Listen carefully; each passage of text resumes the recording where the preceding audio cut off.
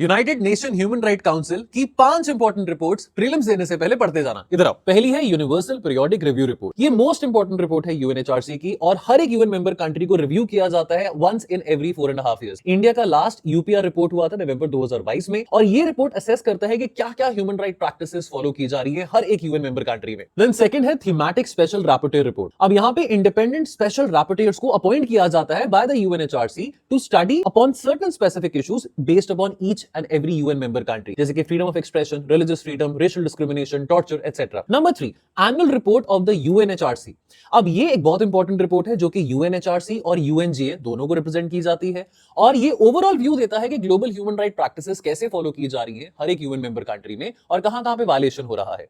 India को भी feature किया गया है इन रिपोर्ट्स में, स्पेसिफिकली अगर डिजिटल फ्रीडम या फ्रीडम ऑफ असेंबली की बात करें। Number 4, reports on the countries of concern. तो फॉर एग्जांपल जहां-जहां पे वायलेंस बहुत ज्यादा है, जहां-जहां पे ह्यूमन राइट अब्यूजेस बहुत हो रहे हैं, जैसे कि Myanmar, Syria, north Korea, Palestine, यहां पे ये कंट्री स्पेसिफिक रिपोर्ट्स ऑर्गेनाइज की जाती हैं and these may be initiated suo motu यानी कि बाय द यूएनएचआरसी और by the member state request. India ने कंट्री स्पेसिफिक रेजोल्यूशंस को अपोज किया है और ये कहा है कि अक्सर ये रिपोर्ट्स पॉलिटिकली मोटिवेटेड होती हैं और किसी कंट्री को बुरी इमेज में टार्निश करने की कोशिश करती हैं। And then number 5, special session reports. ये कन्वीन करी जाती है जब कोई अर्जेंट ह्यूमन राइट क्राइसिस होते हैं, जैसे कि वॉर्स की बात करें, जेनोसाइड्स की बात करें, and this results in resolutions, fact finding missions या कमीशन इंक्वायरीज, जहां पे ये पता लगाया जाता है कि कहां पे प्रॉब्लम आ रही है, जेनोसाइड क्यों हो रहा था, कौन रिस्पांसिबल था और क्यों ह्यूमन राइट अब्यूजेस हो रहे हैं। रीसेंट एग्जांपल्स में Ukraine war, Rohingya crisis and Gaza conflict. अब आप मुझे ये बताएं कि यूएनएचआरसी के मेंबर्स कितने हैं, मुझे अभी कमेंट सेक्शन में बताएं।